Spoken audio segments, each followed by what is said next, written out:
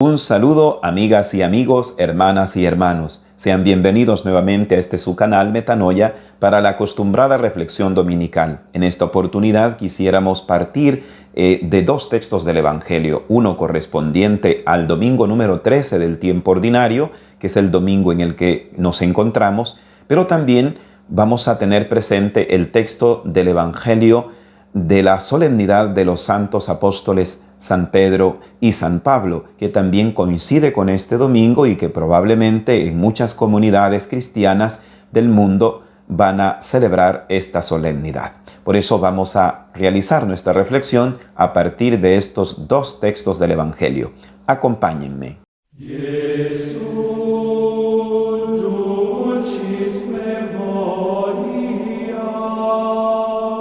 En un primer momento quisiéramos comenzar con la lectura del Evangelio de la solemnidad de los santos apóstoles San Pedro y San Pablo. En este año nos coloca la Santa Madre Iglesia para nuestra consideración el texto del Evangelio según San Mateo en el capítulo número 16, versículos del 13 al 19. El texto dice lo siguiente: En aquel tiempo, cuando llegó Jesús a la región de Cesarea de Filipo, hizo esta pregunta a sus discípulos: ¿Quién dice la gente que es el Hijo del Hombre? Ellos le respondieron: unos dicen que eres Juan el Bautista, otros que Elías, y otros que Jeremías, o alguno de los profetas. Entonces Jesús les preguntó a ellos: ¿Y ustedes, quién dicen que soy yo? Simón Pedro tomó la palabra y le dijo: Tú eres el Mesías, el Hijo de Dios vivo. Jesús le dijo entonces: Dichoso tú, Simón, hijo de Juan, porque esto no te lo ha revelado ningún hombre, sino mi Padre que está en los cielos. Y yo te digo a ti, que tú eres Pedro, y sobre esta piedra edificaré mi iglesia.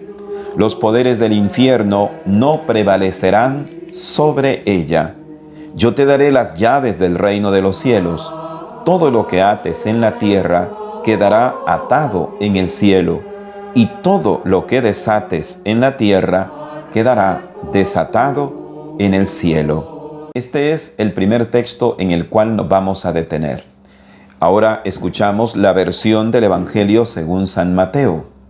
Jesús aparece como aquel que pregunta. Por lo general, nosotros los seres humanos somos los que preguntamos a Dios por tantas cosas. ¿Por qué pasa esto? ¿Por qué nos pasa esto? ¿Por qué no pasó tal cosa? ¿Por qué me pasa esto a mí? ¿Qué sentido tiene esto? ¿Por qué es que estoy viviendo esto en mi vida? ¿Por qué sufrí o por qué experimenté tal o cual experiencia en mi pasado? ¿Por qué me sucedió esto otro? Es decir, muchas veces los seres humanos tenemos tantas preguntas hacia Dios o a Dios. Pero en esta oportunidad, en este texto del Evangelio de la solemnidad de los apóstoles San Pedro y San Pablo, es Dios que en Jesucristo pregunta al ser humano, representado en sus discípulos. Les pregunta sobre su propio ser, sobre su propia identidad. ¿Quién dice la gente que soy yo? ¿Quién dicen ustedes que soy yo? Son las famosas preguntas de Jesús. Las preguntas de Dios. Esas preguntas que nos cuestionan, que al mismo tiempo nos confrontan. Nos confrontan y nos cuestionan, pero no para humillarnos, no para aplastarnos, no para acusarnos, sino para que de algún modo avancemos en nuestra vida interior. Dios está constantemente preguntándonos, cuestionándonos, confrontándonos, para que podamos desarrollar nuestra relación íntima con Él y también con nuestros demás hermanos, para así también avanzar en nuestra vida personal como hijos suyos, como hijas suyas. En este sentido, entonces, son preguntas que nos ayudan. En este carácter pedagógico con el cual está revestido Jesucristo, porque es el Maestro, Él pregunta para hacer también una toma de conciencia en sus apóstoles. En este caso, en un primer momento, ante la pregunta de ¿quién dice la gente que soy yo?, vemos la respuesta de los discípulos casi inmediata y en coro. Pero cuando ya la pregunta se convierte en más personal, ahí vemos la dificultad. El único que responde es Pedro. Esto también llama la atención porque nos cuesta responder de modo personal. Pareciera que es más fácil responder en masa, en grupo, pero Dios quiere que le respondamos de modo personal, cada uno. Esto se conecta con el Evangelio también de este domingo número 13 del tiempo ordinario, en donde se nos presenta también de alguna manera una llamada de Cristo para poder responder a esa llamada. Dios siempre quiere que respondamos. Pero detengámonos en este preguntar de Dios al ser humano, al hombre y a la mujer, de todo tiempo, de toda raza, de toda cultura, de toda condición, de todo estado. Estas preguntas las encontramos de parte de Dios para el ser humano ya en el libro del Génesis. En el capítulo 4, por ejemplo, versículo 9, encontramos aquella famosa pregunta que Dios, que Yahvé, hace a Caín. ¿Dónde está tu hermano? Es la pregunta sobre el cuidado que debía de tener Caín, que ha matado a su propio hermano. Más bien debía de cuidarlo, no matarlo, no eliminarlo. Ahí está una pregunta que quiere hacer caer en la cuenta a Caín, que tome conciencia del grave error que ha cometido. Las preguntas de Dios siempre quieren sacarnos de nuestros errores, quieren sacarnos también de estas falsas ideas o concepciones que tenemos. Pero no solamente esa pregunta encontramos en el recorrido de la historia de la salvación, hay tantas. Detengámonos en otra, por ejemplo, aquella otra pregunta que le hace Dios en el libro de Job a Job, capítulo 38, versículo 4 del libro de Job, en donde cuando Job ha comenzado a renegar porque Dios se ha portado, según él, de modo injusto, porque él es un hombre bueno, un hombre justo, y porque le ha sucedido tantas desgracias, en el capítulo 38 del libro de Job, versículo 4 en adelante hasta el versículo 18, vemos toda esa confrontación que hace Dios a Job. Y le dice aquella famosa pregunta, bueno, es una de las tantas que aparece en ese capítulo 38. ¿Dónde estuviste tú cuando puse las bases de la tierra? Dímelo si eres tan sabio. Si eres tú el que tiene la razón, como piensas, dime dónde estuviste cuando yo puse los límites a las aguas del mar. Dime dónde es que estuviste cuando se planeó lo que iba a ser la tierra, lo que iba a ser el universo. ¿Dónde estuviste tú? Es otra pregunta que vemos que Dios hace al hombre, en este caso a Job. Pero ¿por qué le pregunta? Para que tome conciencia que él está errado al cuestionar a Dios de esa manera como lo estaba cuestionando, pensando que Dios cometía una injusticia al permitir que en él hubiera tanto sufrimiento. Pero dejemos de momento el Antiguo Testamento, porque en la Sagrada Escritura hay tantas otras preguntas.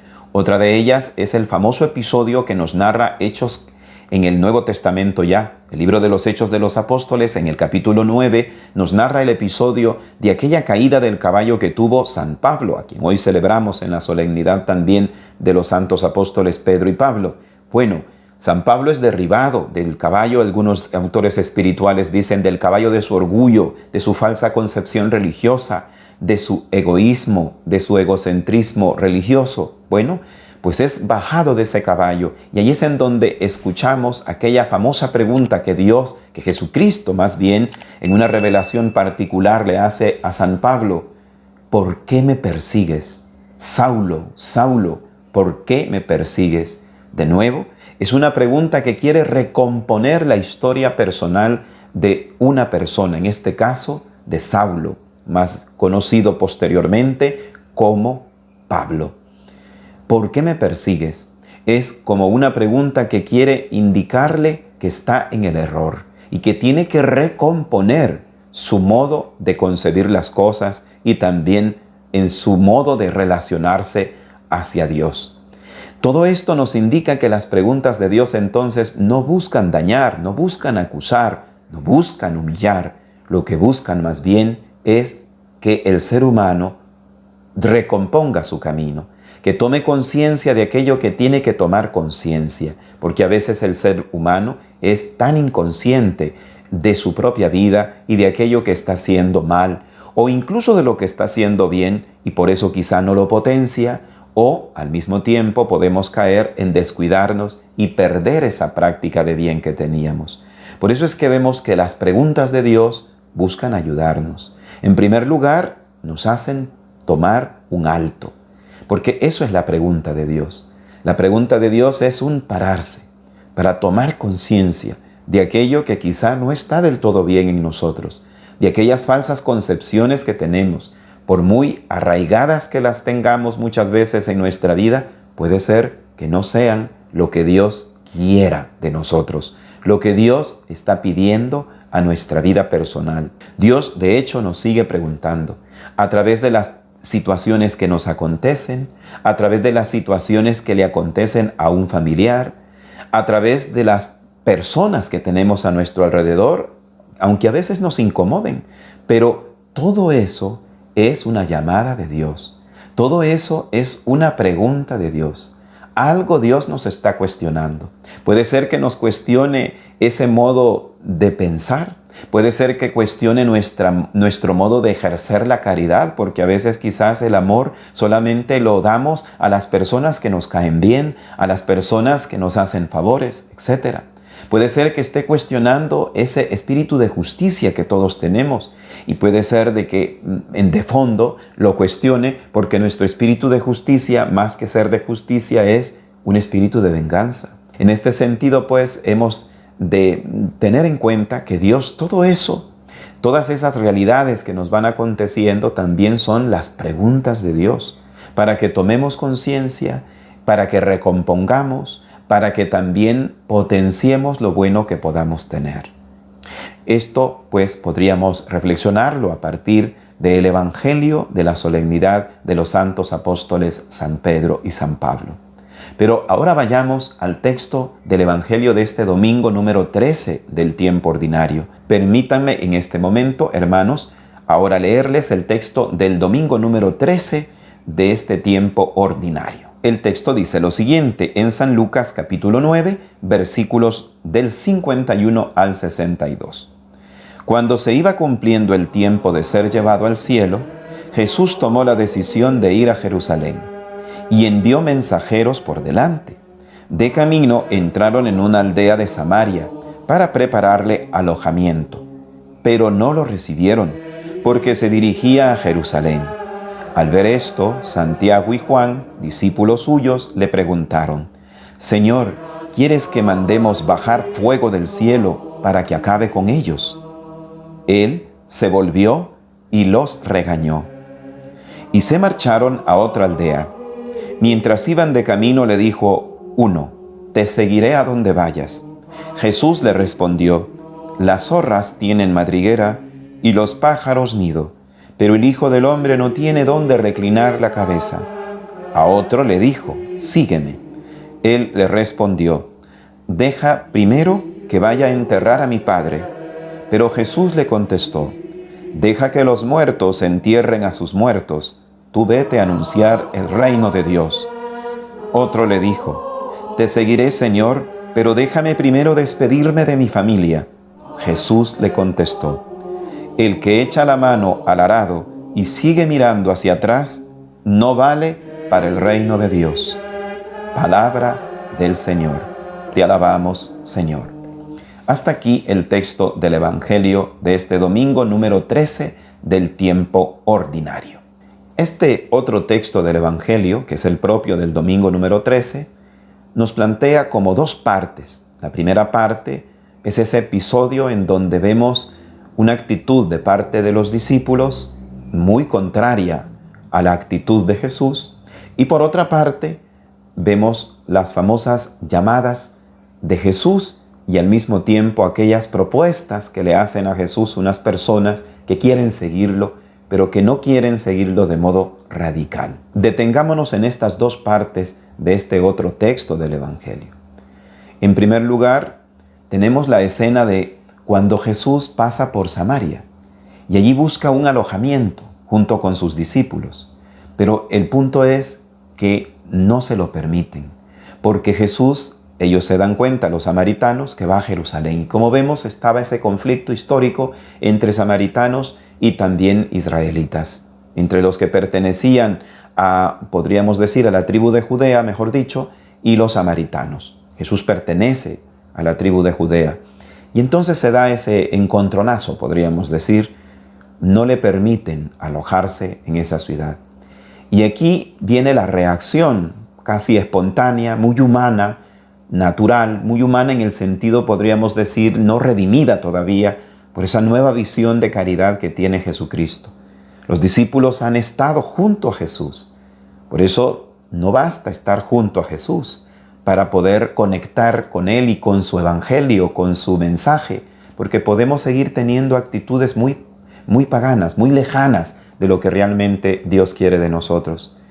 Y aquí es en donde sucede esa reacción casi espontánea de los discípulos. ¿Quieres que mandemos a bajar fuego del cielo por estos? Por estas personas que no nos han recibido, por estas personas que nos han rechazado. Claro, es entendible hasta cierto punto lo que experimentan los discípulos, porque a nadie le gusta ser rechazado, a nadie le gusta ser marginado, a nadie le gusta ser despreciado, como hemos dicho. Sin embargo, la actitud de Jesús es totalmente contraria. De hecho, hasta los regaña, dice el texto del Evangelio. No han entendido los discípulos, como muchas veces nos pasa a nosotros, que no entendemos, porque muchas veces no entendemos hasta dónde estamos llamados a amar, incluso aquellos que nos han dañado, aquellos que quizás puede ser que no nos caigan del todo bien, y por eso queremos mejor guardar distancias, queremos repelerlos, o como dicen los discípulos, hacer caer incluso fuego del cielo con aquellas personas por su modo de proceder, por su modo de actuar, porque quizás nos han humillado, porque quizás nos manifiestan que son muy pretenciosos, y a veces lo mejor es que decimos, mejor no soy amigo de ellos, mejor entre más lejos mejor, porque en el fondo queremos hacer esto mismo que dijeron los discípulos. Queremos mandar a que baje fuego del cielo, es decir, que ya no existan, o al menos si existen, que no existan para nosotros, que no tengan nada que ver en nuestras vidas. ¿Cuántas veces no hemos caído en esas actitudes? Poco cristianas, la verdad. Muy humanas, sí, pero poco cristianas. Pero ahí es en donde Jesús quiere darles otra enseñanza a sus discípulos. Y Él simplemente, dice el texto, los regaña. No nos dice qué tipo de regaño fue o cómo los regañó, pero sí les regañó. Es decir, los corrigió. Y simplemente siguen su camino. Jesús sigue adelante, pero no manda a que pues caiga fuego, como era la propuesta de los Bonerges, de Juan y de Santiago, sino que sigamos adelante. El hecho de que no nos reciban, el hecho de que pues nos marginen, que nos desprecien, no significa que nuestra misión no va a continuar. Sigamos adelante.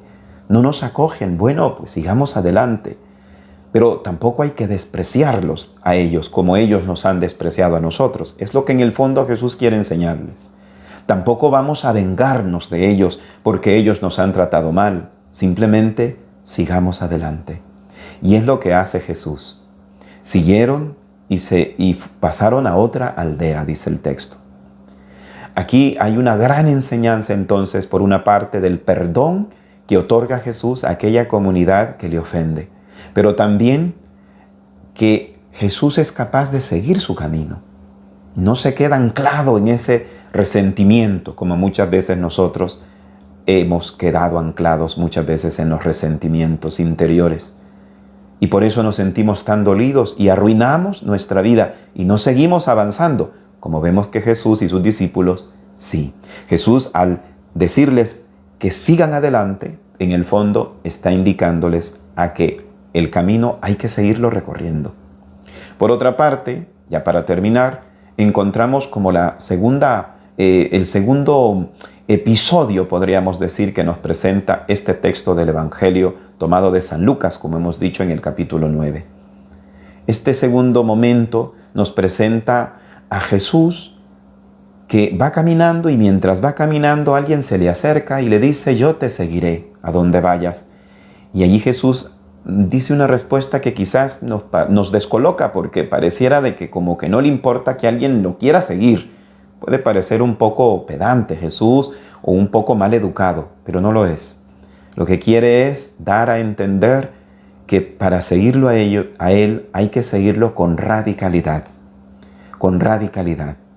Las zorras tienen madriguera, pero el Hijo del Hombre no tiene ni siquiera dónde reclinar la cabeza. Hasta los pájaros tienen nido, pero el Hijo del Hombre no tiene nada. Si así quieres seguirme, pues sígueme. Hubo otro que no fue él el que le dijo que lo quería seguir, pero Jesús es el que le dice, sígueme, para probarlo, a ver cómo estaba. Pero aquel le responde, déjame primero ir a enterrar a mi padre. Y le dice, no, deja que los muertos entierren a sus muertos. O ante aquel otro a quien también es invitado, y pues le dice, no, voy a despedirme primero de mi familia. El que pone la mano en el arado y sigue viendo atrás no es digno de mí. El seguimiento de Cristo comporta una radicalidad, un abandonar ciertos esquemas, ciertas prácticas que teníamos y que nos están impidiendo o que han impedido por años probablemente un seguimiento total hacia Jesucristo, hacia Dios. Que el Señor nos ayude a todos entonces para que podamos ser discípulos suyos siempre de un modo nuevo, de un modo renovado. Que nuestra Santísima Madre también nos siga alentando y ayudando, ella que fue la fiel discípula del Señor, que fue capaz de romper esquemas, de saber acogerse al plan de Dios tan maravillosamente, que ella también nos ayude.